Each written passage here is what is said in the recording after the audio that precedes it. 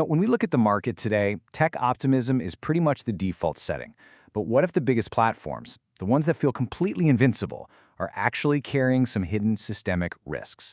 Well, this is a strategic briefing for investors, and it's based on the book, The Age of Extraction. We're going to look past the hype to find a genuine edge, and we'll do that by understanding a new and maybe even dangerous economic reality. Okay, let's cut right to the chase with what might be the single most important question you can ask yourself today.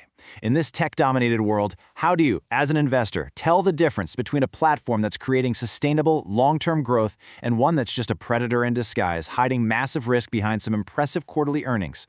Getting this right? Well, that's the key to navigating what's coming next. So to answer that question, we're going to need a new analytical tool, a new framework. This goes way beyond simple metrics. It asks a much more fundamental question about a platform's real role in the economy. Is it a catalyst for growth, or has it turned into an extractor of wealth? And this slide really breaks it down. A catalyst platform, it makes the whole pie bigger for everyone. It helps small businesses and new ideas flourish. But an extractor, it's all about taking the biggest possible slice for itself. It just siphons value, data, profits, your attention from every single person in its ecosystem. So ideally, a platform operates on this principle of catalysis. The best way to think about it is like an ancient city square. It's just a neutral space, right? It doesn't care if you're selling olives or pottery. Its only job is to bring buyers and sellers together. It lowers the cost for everybody and helps the entire community do better. Now that is a healthy, value-creating ecosystem. But what happens when the owner of that city square starts getting greedy? When they start their own olive business, then they copy the most successful sellers, and they start charging these fees you just can't escape. Well, that shift from catalyst to extractor, it doesn't happen by accident. Believe me, there's a playbook for it. And here it is. It's 5 simple steps. First, you become essential. You offer crazy low prices to get everyone on board. Second, you eliminate your rivals. Either buy them or crush them. Third, you clone any successful business that dares to pop up on your platform. Fourth, you make it incredibly difficult for anyone to leave. And then finally, once everyone is trapped, that's when you extract as much wealth as you possibly can. Fees, ads, data mining, the works.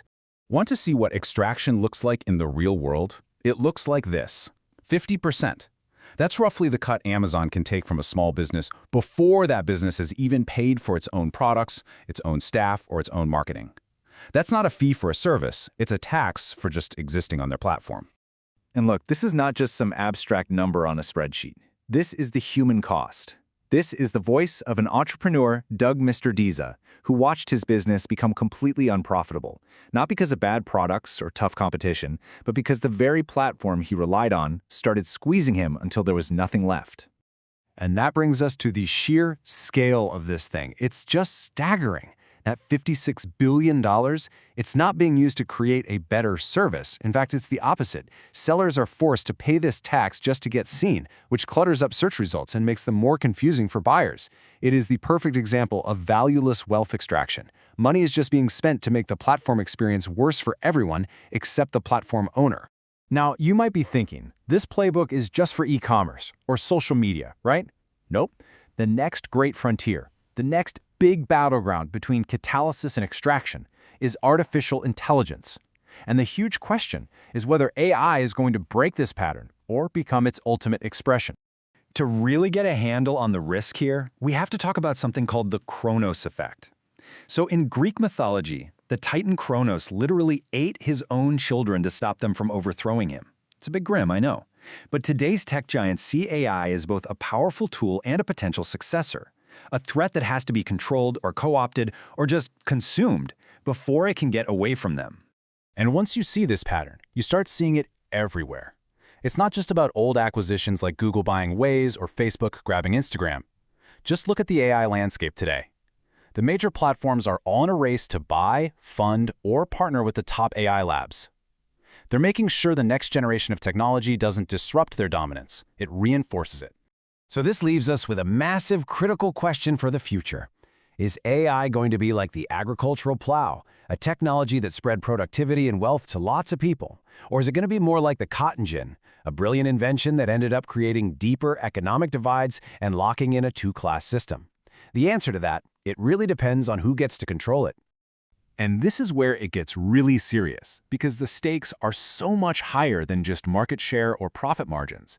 When you have unchecked economic extraction, it eventually leads to political instability.